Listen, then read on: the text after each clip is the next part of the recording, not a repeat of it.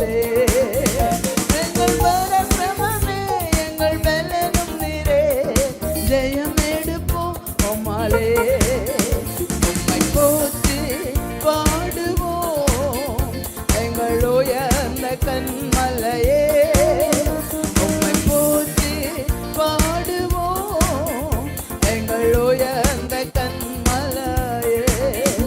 கிறிஸ்துவுக்குள் பிரியமானவர்களே, உங்கள் அனைவருக்கும் ஆண்டவராய் இயேசு கிறிஸ்துவின் நாமத்தினாலே எங்கள் அன்பான வாழ்த்துதலை தெரியப்படுத்துகின்றோம்.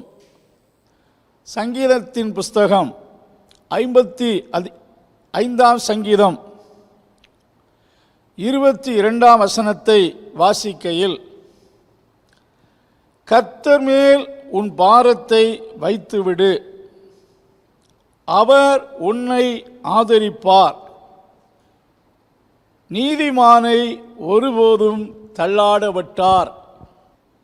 இந்த வசனத்திலே, இந்த வசனத்தின் மூலமாக தாவீது ராஜா தன்னுடைய ஜனங்களுக்கும் நம் யாவருக்கும் கொடுக்கின்ற ஒரு போதனையின் வார்த்தையாக காணப்படுகிறது.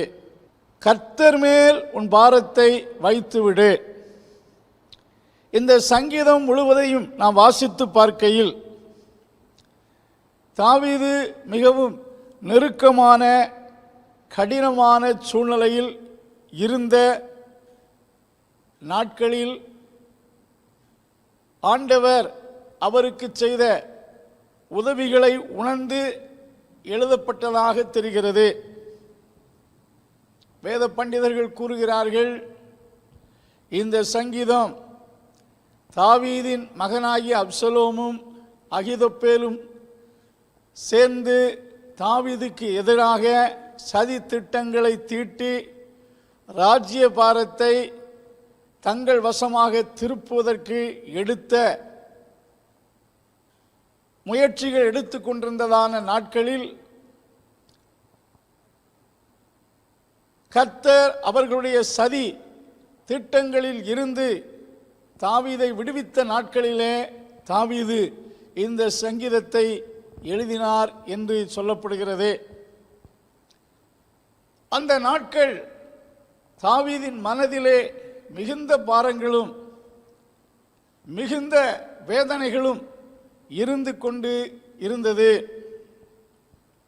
அந்த சூழ்நிலையிலே தாவீது ராஜா தன்னுடைய அரண்மனையை விட்டு தன்னை காப்பாற்றிக் கொள்வதற்காக கால்நடையாக நடந்து சென்றார் என்று சொல்லப்பட்டிருக்கிறது. தன் முகத்தை மூடி அழுது கொண்டே அவர் ஒலிவ மலையின் மேல் ஏறி சென்றார் என்று சொல்லப்பட்டிருக்கிறது. அது அவருக்கு ஒரு கடினமான காலம்.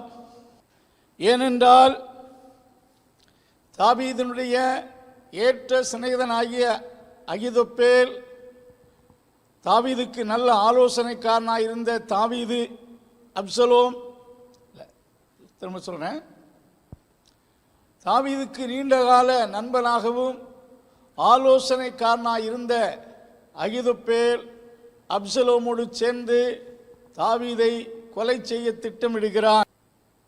இஸ்ரவேலின் ஜனங்கள் நாளுக்கு நாள் அப்சலோமினிடத்தில் வந்து சேர்ந்து அப்சலோம் தான் தங்கள் ராஜா என்று சொல்லி சத்தமிடுகிறார்கள்.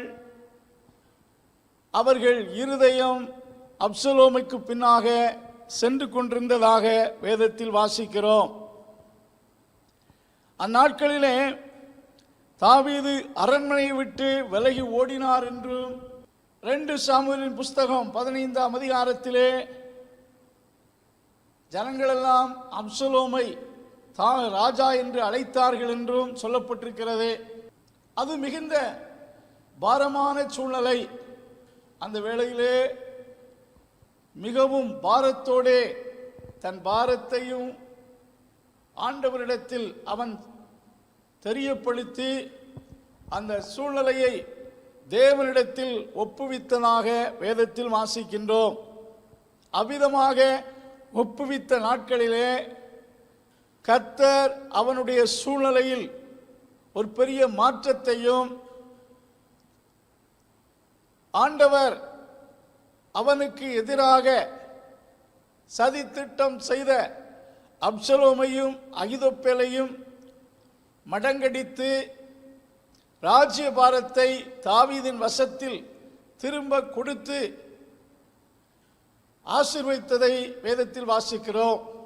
அன்பானவர்களே, பாரமான கடினமான சூழ்நிலையை தேவன் மேல் வைத்தபோது ஆண்டவர் அவனுக்கு உதவி செய்ததாகவும் கர்த்தர் அவனை ஆதரித்ததாகவும் இழந்து போக இருந்த ராஜ்யபாரத்தை மீட்டு கையில் கொடுத்ததாகவும் வேதத்தில் வாசிக்கின்றோம். தன் பாரத்தை கர்த்தரிடத்தில் வைத்தபோது கர்த்தரால் ஆதரிக்கப்பட்ட தாவீது ராஜா அவருடைய பின்னடியார்களுக்கும் நம்மை போன்ற மக்களுக்கு இந்த வசனத்தின் மூலம் சொல்லும் ஆலோசனை என்னவென்றால், உங்கள் பாரத்தை கர்த்தர் மேல் வைத்து விடுங்கள். சிலர் தங்கள் பாரத்தை தாங்களாகவே சுமந்து கொண்டே இருப்பார்கள். நீங்கள் சுமக்கும் போது சீக்கிரத்தில் சோர்ந்து போவீர்கள். உங்கள் பாரமான சூழ்நிலையில் எந்த மாற்றங்களும் வராதே. கர்த்தருடைய சகாயம் உங்களுக்கு கிடைக்க வேண்டுமென்றால் உங்கள் பாரத்தை கர்த்தர் மேல் வைக்க வேண்டும். இன்னும் சிலர் தங்கள் பாரத்தை பிறர் மேல் வைப்பார்கள். கலாத்தியரிலே ஒருவர் பாரத்தை ஒருவர் சுமந்து கிறிஸ்துவின் பிரமாணத்தை நிறைவேற்றுங்கள் என்று பவுல் அப்போஸ்தலர் எழுதியிருந்தாலும் பிறர் மேல் நம்முடைய பாரத்தை, நம்முடைய கவலைகளை, அழுத்தத்தை பிறரிடத்தில் பகிர்ந்து கொள்வதினாலோ அல்லது அவர்கள் மேல் அதை செலுத்துவதினாலோ நிச்சயம் நமக்கு ஒரு சொல்யூஷன் கிடைக்காது. மற்றவர்கள் நம்முடைய பாரத்தை சுமக்க முடியாது. மற்றவரிடத்திலே நம்முடைய பாரத்தையும் கண்ணீரையும் வேதனைகளையும் பகிர்ந்து கொள்வதினாலே நமக்கு ஒரு பரிகாரம் கிடைக்காது. ஏனென்றால் மனிதர்கள் ஒவ்வொருவரும் பற்பல பாரங்கள் நிறைந்தவர்களாக இருப்பார்கள். ஒவ்வொரு மனிதனுடைய பாரங்களும் பிரச்சனைகளும் வித்தியாசமானதாக இருக்கக்கூடும். உங்கள் பாரங்களை பிறரிடத்தில் பகிர்ந்து கொள்ளும் போது அனுதாபத்தோடு கேட்கலாம். சிலர் அனுதாபத்தோடு கேட்கலாம். ஆனாலும் மனிதர்களால் உங்களுக்கு உங்கள் பாரத்தில் உங்களுக்கு உதவி செய்ய முடியாது. கர்த்தராய் இயேசுவின் மேல் நம்முடைய பாரத்தை வைக்கும்போது தாவீதுக்கு எப்படி ஆண்டவர் ஆச்சரியமாக உதவி செய்தாரோ, அகிதோப்பேலின் ஆலோசனை அபத்தமாக்கி அப்சலோமின் திட்டங்களை, சதி திட்டங்களை முறியடித்து எப்படி மீண்டும் ராஜ்யபாரத்தை தாவீதின் கையில் கிடைக்க செய்தாரோ, எப்படி ஆண்டவர் உதவி செய்தாரோ, அதே போல நாம் நம்முடைய பாரத்தை கர்த்தர் மேல் வைக்கும் போது ஆண்டவர் நம்மை ஆதரிப்பார்.